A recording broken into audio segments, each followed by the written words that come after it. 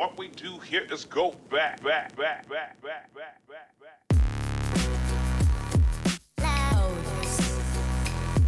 Politics, entertainment, current events. The Intersection brings it to you real on the Voice of Reason station on Dash Radio. With Senator Isidore Hall and Nikki Flores, live every Wednesday from 10 a.m. to 11 a.m. on the Voice of Reason channel on Dash Radio.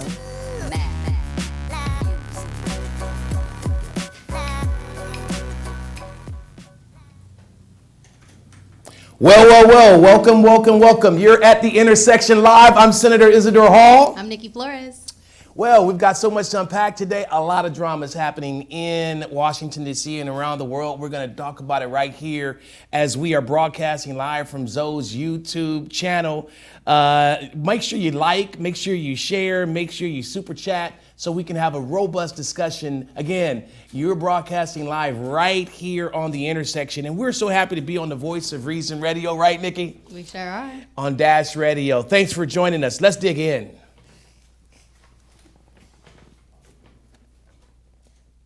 Watched a little bit of this on television. It's a disgrace to our country. It's another witch hunt. Here we go again. It's Adam Schiff and his crew making up stories and sitting there like pious, whatever you want to call them. It's just really a disgrace. It's a terrible thing for our country. They can't do any work. They're frozen, the Democrats. They're going to lose the election. They know it. That's why they're doing it. And it should never be allowed what's happened to this president.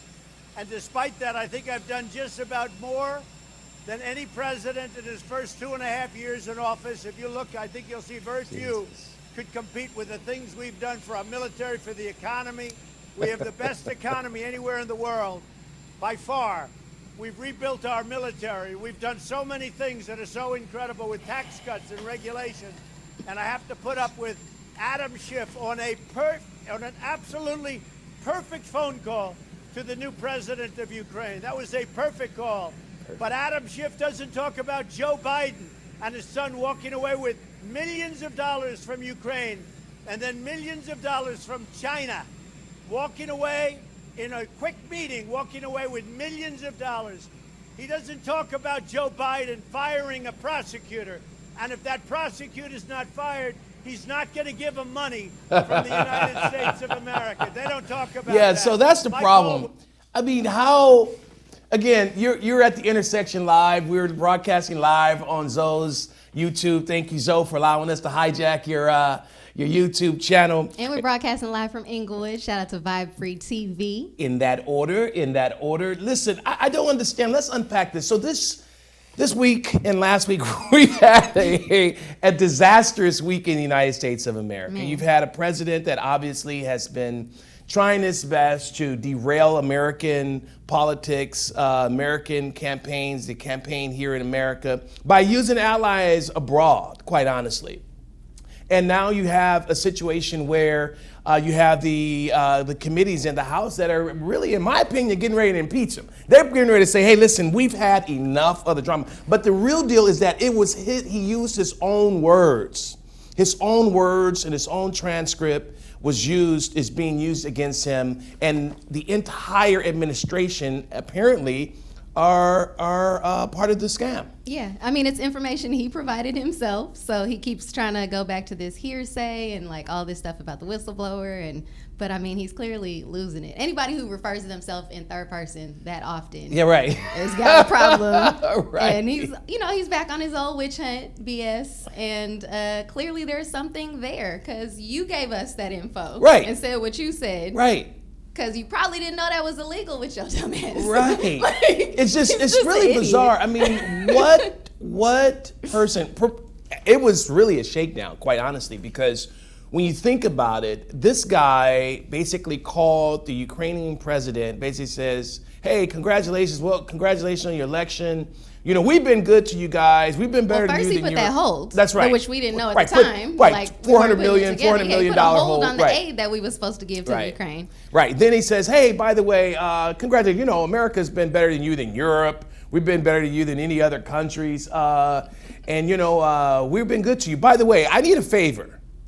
I need you to dig up some dirt on Joe Biden and also reignite an investigation. By the way, that they found him That completely innocent, and the investigation was stopped months before this firing of the prosecutor. By the way, and I don't even think that Hunter Biden was part of the company when the wasn't. wrongdoing was happening. So it's even more of a moot point. Right. Like. So it's more of a Didn't have anything hijacking to do with situation. it. It's more of a hijacking situation. But the unfortunate thing is that now we're sitting in the middle of an impeachment inquiry, Yep. and from all intent and purposes, it's going to move forward to a full impeachment. You see right now, those of you who are watching and listening, you see right now our political system, our country is in turmoil. We are in the middle of a constitutional crisis, and It's real. And it's real. They are saying that this is worse than Nixon. This is obviously worse than Clinton, but it's even worse than. What was that even? I'm sorry? I said, what was that even? Right, You know it what I was mean? nothing. Like, he came back and was like, and back to being the president. Right, So, like, and that reelected. could- that would never be able to happen with Yeah, this but this president. guy is using countries against his own country, Clearly. which is For his own personal for gain. his own personal Not even gain. for all of us. He ain't sprinkling this love Well, around. then he talks about, but then he talks about how Hunter Biden made a couple of $1 million. I'm sorry. What are his kids doing right now? What are they doing? Millions of dollars Millions of out dollars. of China. I was like, didn't Ivanka What are they doing? have millions? All her factories were in China. What are they doing? What are they doing? So anyhow, we are in a constitutional crisis. We're going to keep digging deeper in this situation. I don't know where this is going to go other than bad. And I believe that it has to get bad before it gets good. And this is where we are. We're in the middle of a constitutional crisis. Keep your eyes open on Yeah. this. This is not good. I really Lots of wanted breaking to. news on this I don't one. have the energy to continue to push forward a discussion on this issue because it's embarrassing to have to talk about it. It is. It's embarrassing. And he's trying to flip the script. Unfortunately, Republicans are caving right now, basically saying that they too want to have more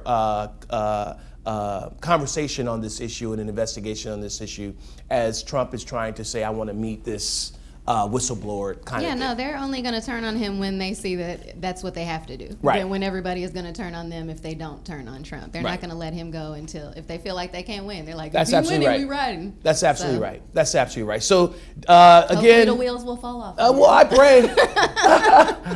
I pray the wheels fall off on that campaign. Is what I pray. That's what I pray. All right, let's move on. We've got a lot to talk about. But basically, that person never saw the report, never saw the call, meaning never saw the call, heard something, and decided that he or she, whoever the hell it is, sort of like almost a spy. I want to know who's the person that gave the whistleblower, who's the person that gave the whistleblower the information, because that's close to a spy. You know what we used to do in the old days when we were smart, right? With spies and treason. Right? We used to handle it a little differently than we do now. Yeah, so that was Trump. That was Trump suggesting a firing squad for one of his own who's been telling the truth, apparently, to a whistleblower. And we know it's the truth because you told us it's the truth, Mr. President. Well, not only did he tell us the truth, but he's basically saying that, hey, you know we used to kill spies. You know what we used to do? We used to kill spies. We used to do bad stuff to them. Perhaps maybe we should do the same to ours. That was the suggestion. We call that dog works whistle. for another government. Yeah, that's not a and takes spy. that information and takes it back. Like, he's more of a spy than anybody else. That's He's exactly dealing right. with the Ukraine, Right, trying right. to get leverage for himself, and wants to call somebody who's telling on him for doing wrong a spy. Spy. That's not the definition. He uses that incorrectly. Treason. Right, treason. But the reality is that this whistleblower did her job. He or she did what she or he was supposed to do. They went up the right chain of command to get it done. There was zero violation. Apparently, this individual is part of the National Security Department, apparently. Yeah. We're going to find out. And we're I mean, going to find out. eventually. Now, he wants to find out who this individual is. He's saying that he wants to meet his accuser, as he should as a president. First of all, whistleblowers are protected. Whistleblowers are protected, and when I go and file a charge against someone, if I say, you know, this person did something to me, there is not, the police don't call us over for a meeting for us to sit in a room together and talk it out. Like, get out of here. You ain't supposed to talk to your accuser, and you will once you in court, so don't worry. you will get your chance, you'll get your chance in short order. It's all just started. Yeah, what does it say though? But see, this is a problem that I have, and this lends itself to a great conversation. What does it say to others who are holding on to information that could implicate public officials, congressional president, vice president, that can implicate many people in the national intelligence community that are saying, you know what, if the president of the United States is not giving me protection, the highest of the land is saying, firing squad for the whistleblower, what is the motivation to make you want to come forward? What kind of security will you get with information feeling like I'm going to be protected, you know, if I go out and give this information, knowing what's happening right now? I'm sure he's turned so many people off from the White House. I mean, he's fired so many people, but there's so many people I'm sure who were just like, who thought they could still do a good job while he was there, who were just like, I can't, and throw their hands up and leaving. But John Doe, good working citizen. John Doe, good working citizen. Sally Sue, good working citizen. Female, male, person that just are out there doing their job. Run across some stuff that could be of very, very dangerous for America. Yeah. We're talking about national security. National security. And you say, I'm going to keep my mouth shut because it could implicate some of the people in the highest of this land. And at the risk of hurting America. But because you see the modeling that is taking place right now in the White House, where this president is basically saying, we're giving you zero protection. What makes you want to put your life on the line and risk your life for something like that? Nothing. Would you do it? You walk into the office, he said, pledge your allegiance to me, Trump, and also I hate rats. Is what he told everybody when they first walked in. So nobody was trying to speak up. They all figured out very quickly not to even speak bad about him. Don't even say he made a mistake. That's exactly Don't even try and help him, really. Just ride with him. It's a bad situation. It's a bad situation. And I just think that, you know, and I'm glad that Grassley, the ranking senator in the House, he made a statement basically saying this is nonsense. I didn't ever think that man was going to say well, something no, I because liked after how he was now he treated the hearing with the Supreme Court judge. You know, he was a piece of work. He sure was. You know, has zero respect for women, quite honestly. But anyway, that's another conversation. But he cares about whistleblowers, though. So now he's talking.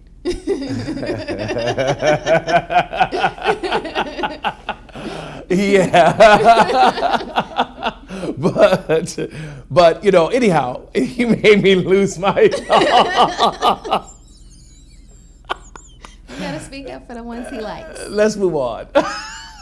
My question is pretty simple.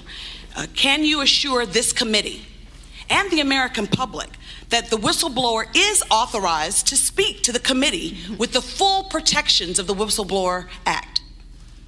Can you confirm that? That's a yes or no question. Right now, I'm working through that with the chair, and to the best of my ability, I believe the chair was asking to have the whistleblower come forward, and I'm working with counsel, with the committee to support that. Can you assure the American public that the end result will be that the whistleblower will be able to come before this committee and Congress and have the full protections of the whistleblower? After all, what is the whistleblower statute for, if not to provide those full protections against retaliation, against litigation?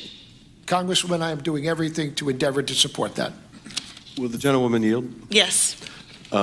Director, do I have your assurance that once you work out the security clearances for the Whistleblowers Council, that whistleblower will be able to relate the full facts within his knowledge that concern wrongdoing by the president or anyone else, that he or she will not be inhibited in what they can tell our committee, that there will not be some minder from the White House or elsewhere sitting next to them telling them what they can answer or not answer? Do I have your assurance that the whistleblower will be able to testify fully and freely and enjoy the protections of the law? Yes, Congressman. Thank you. I yield back to the gentleman. Hey, NBC News viewers. Yeah. So there it is, which is a bunch of BS, by the way. I had to drag it out of him. Yeah. He was like, I'm not really trying to say, because I know he might come up dead. Yeah. You ain't going to have me like. Well, everybody's he really scared. don't want to be responsible. Everybody's scared of their jobs. Well, everybody's jobs is at stake. Everybody's Everybody's hijacked. No one wants to come forward. You have Pompeo, who basically said his staff can't come forward to testify before Congress just the other day. Then they had another letter that says, hey, no one will be ready before the 11th. Oh, time doesn't allow my staff to come before the United States House of Representatives and the United States Senate to testify. Our schedules are in conflict, right? What the hell else is more important right now? I'm just curious. You know, what do you got to do? Count paper clips right now? What the hell is going on? I don't get it. It's stupid. It doesn't make any sense. It's freaking stupid what is going on right now. And quite honestly, you have people who are complicit, right? They're very complicit in the White House that are basically, there's a big scandal. For sure. There's a big scandal and there's a cover up on top of the cover up on top of the cover up. Cover-ups of what we don't know yet. By the way, did you hear the Inspector General, and this is a note, it broke last night.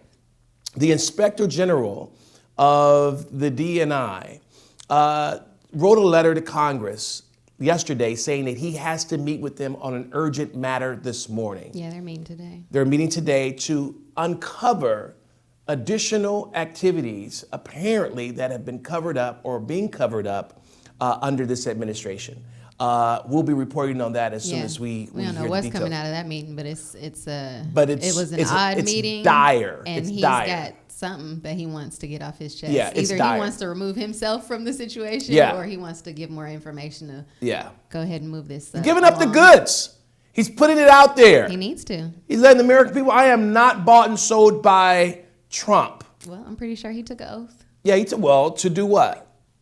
to serve the American people. Well, let's see if he does that, and if he doesn't, then we've got words for him too, because we're dragging every person that is trying to take down the rights of the American people. That's right. We're dragging you. We're just going to drag you on the.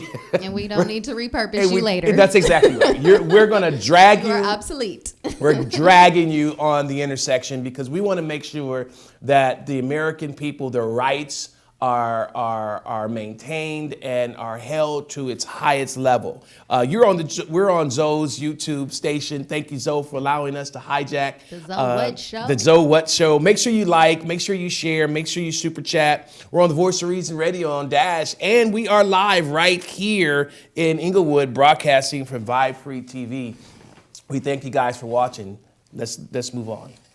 The head of the House Judiciary Committee, Jerry Nadler, is demanding that William Barr recuse himself from any investigation involving Ukraine. Now, this makes a lot of sense because just based on the memo that was released by the White House today in regard to Donald Trump's July 25th call with the Ukrainian president, Zelensky, he said that he wanted William Barr to have a conversation with Zelensky about the investigation into Joe Biden.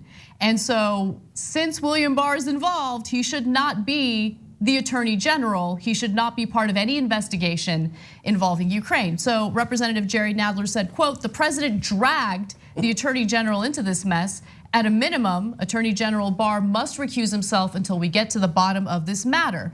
Now, here's the question, though. Will he recuse himself? And we can have some fun predictions here. But keep in mind that Donald Trump. So go ahead, Nikki. Oh, what's my prediction? I'm waiting. Let me pull out my crystal ball. I'm waiting. Not gonna recuse himself. You don't think so? No. I mean, he's gonna have to be like asked to recuse himself. Yeah.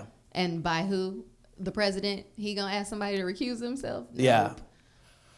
I think you're right. I think. I mean, they're all digging in. You know, the ones who are gonna stick with him are digging in. I don't see him giving it up like that. Yeah, I think he's part of the problem. Yeah, he's part of this conspiracy, this plan to use the law in nefarious ways and think they were going to get away with it. But if you do legal things for illegal gain, it's illegal. It's illegal. And so he's part of the problem. He's not going to recuse himself. He's going to fight this to the hilt. He's also going to double stamp or triple stamp Pompeo's decision not to allow his staff to testify. He's going to say, hey, it's illegal. Hey, you don't have a right to force them to answer a subpoena. He's going to do everything he can to help the Trump administration. You're going to find that this is going to be one of the largest scams, hoax in modern day history. Yeah. If Trump goes down, we should see a lot of people going down with him because he been using them people to get there. Well, the real issue, or another issue rather, is quite honestly, what did we expect? Think about it. I mean, what did we expect? We knew him pretty well I mean, before he was the president. Right, we absolutely expected this to be the case. We knew this was going to happen. We knew that there was going to be some turmoil in the White House. He has the highest turnover rate than any president in the history of America. Yeah. As far as staff, whether they were elected, nominated. Yeah, he has the highest.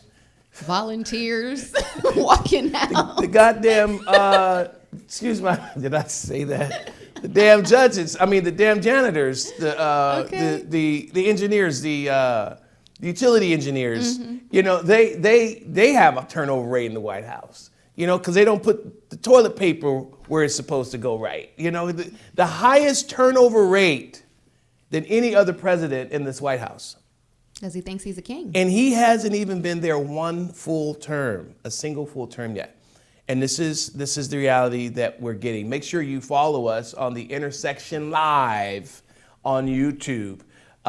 Make sure you follow us on the Intersection Live on YouTube. Nikki, I don't know where we're going with this, but this is, I have literally been glued to the television since last week. It's nice because, I keep up to date with news and politics and all that. And for, months and months, everything he says is breaking news, every tweet and everything like that. Like now we back to real breaking news. It's happening like every 5 minutes, but it really is something new and big and like, whoa, didn't know that. And oh, look at this. So it's really all coming to light, and we haven't even gotten to the real, to the crux of the matter. It's just starting. Right. Even though they've been talking about impeachment forever, it's just now starting. So here we go. Here we go. Strap in. Let's go. All right.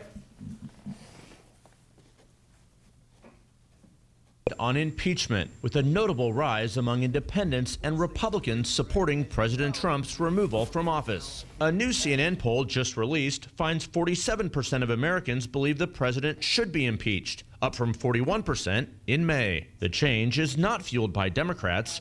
Roughly 3/4 favor impeachment, as they did during our poll 4 months ago. But the support among independents has grown by 11 points and by 8 points among Republicans. For now, public sentiment is shifting. 45% of Americans oppose the historic move, down from 54% in May. A week after Speaker Nancy Pelosi opened an impeachment inquiry, she said Democrats would build their case on patriotism, not partisan politics.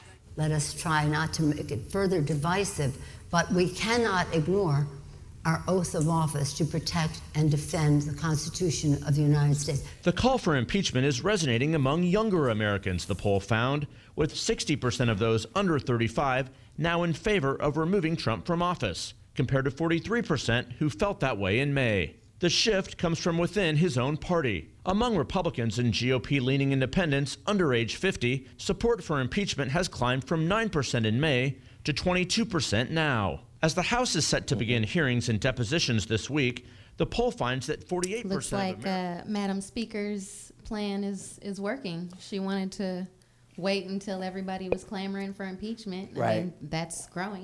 The call for the public call for impeachment is growing louder. So I guess that strategy worked in that way. I think it did, and she didn't want to move impeachment inquiry a month ago or a year ago when this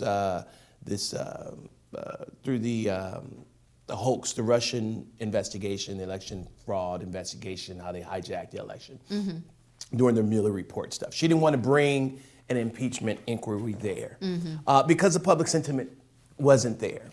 Well, Mueller wouldn't say it, and then they wouldn't say it for him either. Right. So Right. nobody wanted to say it. Right. Like, here's all the info. Right. But this is a lot. This is different. This is different. This is a reality of the president using his own words. Yes. On transcripts, through a whistleblower, through all this other stuff. This is not hearsay. No.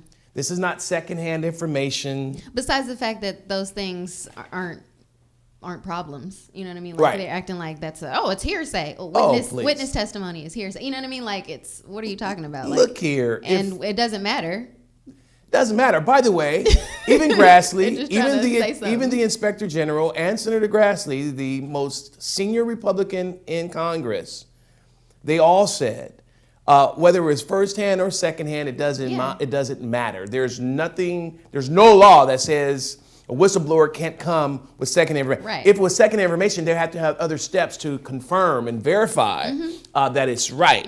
But there's no law that says secondhand information shall be void and not applicable for a whistleblower complaint to be accurate. And this person went through all those channels. And he or she went through all of those channels. All of the allegedly. There's a bunch of little hoops to jump through for that. And risky to go through that. Like, of course. I'm seeking information about whistleblowing. I'm not a whistleblower. Like, putting yourself on blast. So the fact that they did it the right way and that their name information has not been leaked, especially to the president and his team, things are going well right now. Things are going well. They're going how they're supposed to. So the impeachment, I think it's going to happen. There's public sentiment for it right now, unlike before. I think people, Trump has been able to show his butt a little bit more. As Mom said, Mom used to see it another way. You're showing your, she didn't say butt, But, he had a chance to show his butt a little bit more, and he's doing that in good speed. And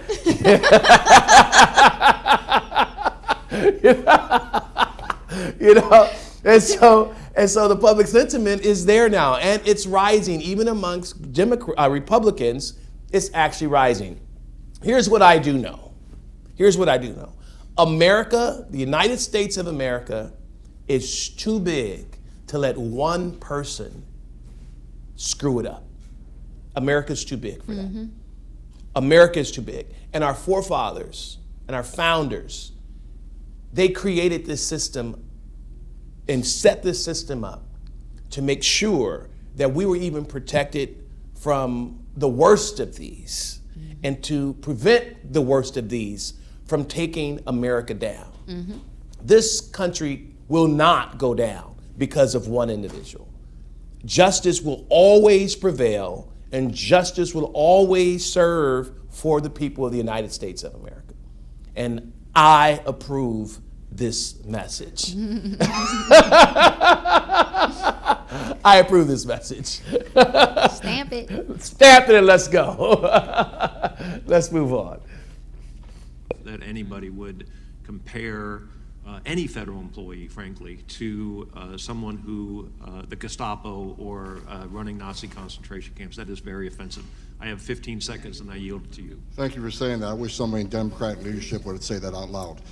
Look, you want to know why there's 50,000 people in detention? You want to know why we have 1 million illegal entries in the United States? You want to know why we have these issues? Because you have failed to secure the border. You have failed to work with this president to close the 3 loopholes we've asked for 2 years to close. So if you want to know why this issue exists, you need to look in the mirror. You have failed American people for not securing the border and closing loopholes. Mr. Homan, please respect the chair and the authority of the chair. The time of the gentleman has expired. I've asked you politely to let me go beyond my time, and you let other people go beyond their time, but not to Tom Homan. He don't get to go beyond his time. Mr. Homan, we have approved an agreement between the Republicans and the Democrats with the ranking member. We increased the time of one witness, one member of Congress who was interrupted by a protest. That is done with the approval of the ranking member. Please respect the chair's authority. I respect the chair's authority, but the chair... Mr. Holman! You work for me. I'm a taxpayer.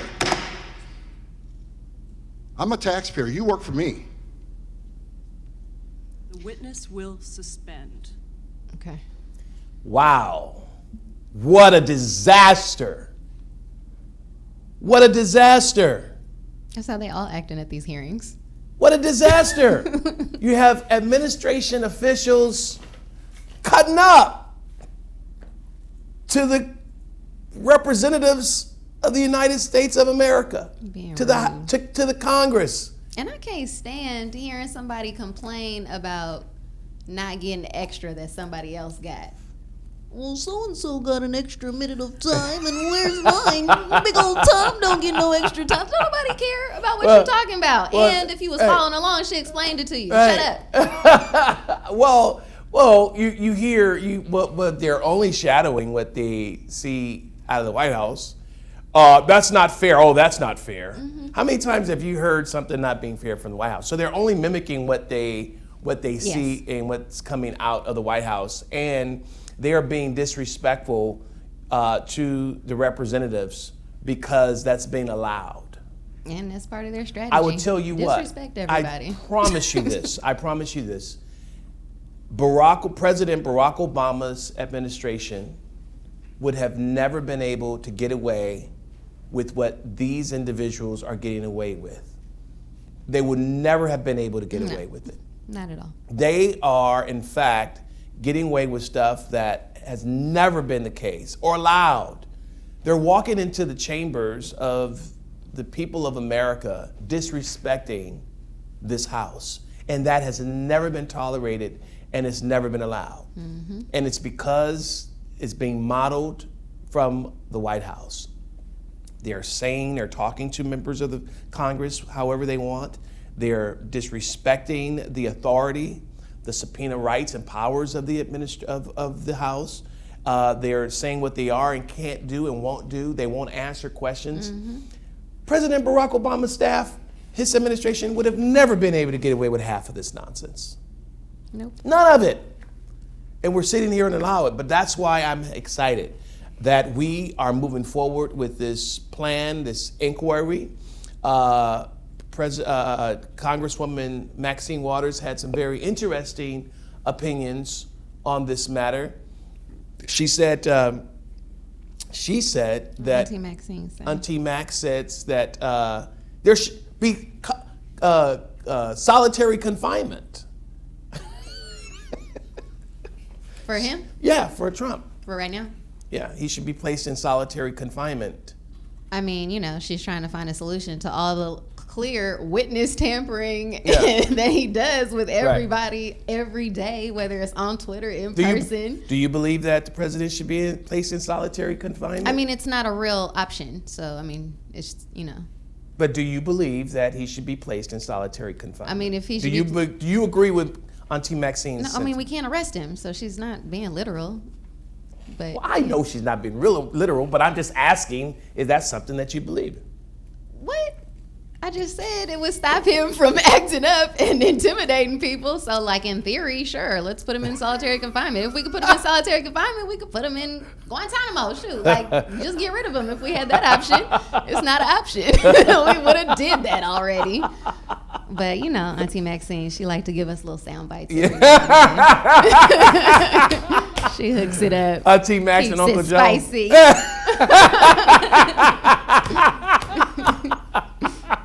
I love Auntie Maxine. All right, let's move on. Auntie Maxine. A bombshell move in the murder trial of a former Dallas police officer, Amber Geiger. The defense called the 31-year-old to the stand. Geiger is charged with shooting and killing Botham Jean in his own apartment in September of 2018. Now, she answered questions about her daily routine, why she moved to that apartment complex, and how she normally walks into her unit.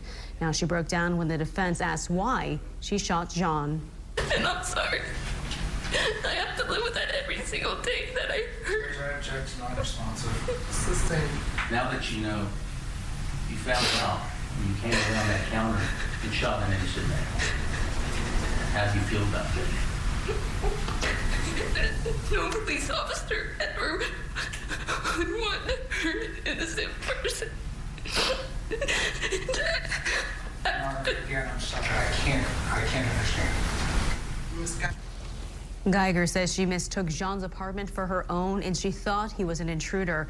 If convicted, she faces anywhere from 5 to 99 years in prison. Well, first of all, she was convicted, okay, and she is going to jail. And this is justice served that we don't always see these type of outcomes. We hardly ever, barely, right? see these type of outcomes. Right? So justice served. Now, I don't know. I was talking to some folks yesterday and they were saying, I didn't hear this. And so I don't want to put stuff out there because I believe in facts. This is a facts-based show. But did you hear? Opinions. I'm sorry? I said with these opinions. With these opinions. But did you hear that she was dating him or went out on a date with him or something like that? No, there was all kinds of rumors early on that I heard where there was like trying to make some sort of connection, but I never heard there was no real evidence provided about a real literal connection about how they knew each other or any of that.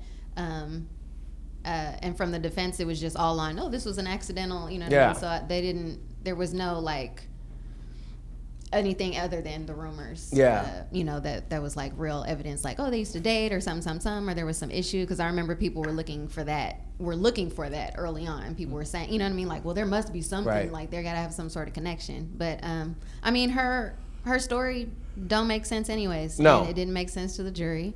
It was a floor up and I thought it was my apartment because it was the same one, but one whole floor up, and went inside. And he was eating ice cream. In his own apartment. He was chilling, just sitting back eating ice cream. I heard some shuffling behind the door. Like, no, you didn't. You didn't hear any. You made all of that up, even. Like, right. Even now that you're telling the story, right. You made all of that up. And then after she shot him, like really what they convicted her on was she didn't do enough to help him after. Right. You weren't acting like there. It was an accident. Like, oh right. my God, what did I do? Right. And let me get, it was, oh no. And right. Well, and additionally, apparently she has some issues with people of color. There were text messages, obviously, that came out on through the trial, and it was just revealed just yesterday, where she was patrolling or on duty at an MLK parade, and they asked her through text messages. One of her friends says, "When is the parade going to be over?" And she says, "Apparently, when MLK dies." And then she had some other discourse with members of the unit about people of color that she has to work with. So I'm not saying that that's part of the story of why she did what she did, but she certainly had some issues when it comes to people of color. And that's unfortunate. She got something. Well, I mean, I'm not surprised, but she has some disdain when it comes to people of color, obviously spelled out or rolled out in this gruesome murder where this law enforcement officer took the life of a young man too soon. In fact, this individual was actually doing great work in the community. He was held as an exemplar in the community from all these organizations and associations and church, so forth and so on. He was without incident when it came to his communication or his involvement with law enforcement. Never even had a ticket, So this is a young man whose life has gone too soon, too fast because of a woman who, in my opinion, just had it out for people. Yeah. And I'll leave it like that. I mean, I just believe that that's what it was. It's unfortunate. It is what it is. And, I just hope that his family is able to heal. I hope that his family is able to forgive her for this act on one of their loved ones. And I hope they're able to move on and they find a sense of peace and solace in the outcome of this trial. Yeah, prayers to his family. Yeah, let's move on. This is how people remember Deputy Sandeep Dhaliwal. He's gonna be a cop. Pretty good. I'm not getting him out. In this video, he's playing with a deaf child in the Harris County community. But now the laughter is gone after Dhaliwal, the first Sikh deputy of the Harris County Sheriff's Office, was shot and killed at a traffic stop Friday. The sheriff says as Dhaliwal was returning to his patrol car in this Harris County neighborhood, a male suspect exited the vehicle, armed with a pistol, and in a cold-blooded manner, ambush-style, shot Deputy Dhaliwal from behind. with no chance for the deputy to unholster his weapon. The suspect, 47-year-old Robert Solis, was denied bail after being charged with capital murder. Investigators say dashcam video shows no indication of a conflict during the traffic stop. They say the suspect fled the scene by car, but was found along with a female passenger at a nearby business. Court documents show Solis was released on parole in 2014 after being sentenced to 20 years in prison for aggravated kidnapping. The sheriff also says Solis had an active parole violation warrant for aggravated assault with a deadly weapon from January 2017. People at a vigil Friday night didn't focus on how Dhaliwal died, but how he lived. I remember he would always come check up on me and my friends. I remember he knocked on my door when I wasn't outside so much because I wasn't feeling well. He would come to make sure I was all right. 4 years ago, when the sheriff's office changed their policy so Dhaliwal could wear I mean, this is sad. You know, Very sad. Stereotypes, all that kind of stuff for the Sikhs participating in law enforcement and being just contributors to our community. This is what we get, and this is one of the realities, quite honestly, of where we are in our society. We've got a lot of maturing and growing up to do. Mm-hmm. He leaves behind a wife, 2 daughters, a son. Yeah. Really a big part of his community, not just in the Sikh community, but in his larger community as a whole, clearly as an officer. And it's really unfortunate. Stay vigilant out there. Yeah. Stay vigilant. People You know, are out I there remember. trying to do their worst. I remember when I was on patrol with the Sheriff's Department, LA County Sheriff's Department, and we had a Sikh. We had a Sikh, and he wore the turban, or whatnot, and a lot of people were like, "Oh God, it's out of uniform," you know, because we couldn't wear hats or whatnot. And I thought it was just great that the department was, and the community, the department was reflecting the community we served. You know, that we had a Sikh officer. This guy was about 6'3", 6'4", you know, tall, you know. But yeah, he was gunned up, you know, and just a great, humble person. 6'4" giant, but humble, you know. And I just thought it felt good to see that the department had members that reflected the community we serve. You know, I don't care who and what you are. The department should reflect the community it serves. Yeah, and we got to applaud when we see our brothers and sisters absolutely, included, you know. Absolutely. I want to pause here because I want to talk real quickly, and I know our time is coming short. We have about 10 minutes probably. But on October the 26th, we have Omega Psi Phi Fraternity Incorporated with the Omega Education Foundation is hosting our youth gala, our youth scholarship fund, our youth scholarship gala at USC. And it's a gala that's designed to give scholarships for young African-American boys out of the South Central and out of the Compton area. We are giving thousands of dollars away to young boys in the city of Compton and surrounding areas. And it's important for you to dial in or to go online to Tata Compton Q's and download an application to see if you qualify for a scholarship. That day, earlier that day on the 26th, on the campus of USC, Fight On, we will be hosting some 800 young boys to different conferences that will help mentor, to help frame how you are to grow and how you're to be as an aspiring academician, aspiring doctor, attorney, so forth and so on. We'll have multiple professionals there to be able to help guide you and to lecture and to give advice and guidance. So October 26th, the Omega Education Foundation, it's called the Youth Leadership Conference. And then that evening, a scholarship gala will be giving out thousands of dollars to young boys in the great city of Compton and its surrounding areas. And this is, we've been doing it for years. The gala is our 8th year doing the gala, but some 20 some odd years in doing the Youth Leadership Conference. And it was started by an individual by the name of Ricky Lewis, who's a member of Tall chapter of Omega Psi Phi. And we're just doing great work in the great city of Compton. And so we encourage others to be able to be part of that. You should actually come to that. I should. Yeah. I should. In fact, if you do, I'll buy you a ticket. Okay. Yeah. Are you going to come? You know that's how you get me to go.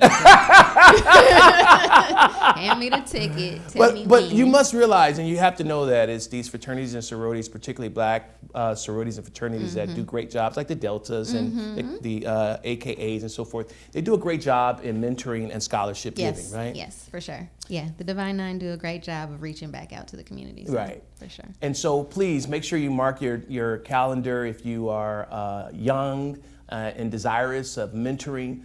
Make sure you check out Tall chapter of Omega Psi Phi and be part of this great event that's going to be coming up on October the 26th this year at USC. It's the Omega Education Foundation, Omega Psi Phi and Tall in the great city of Compton. God bless you, and we hope that you will join us. All right, now that's been said, let's move on.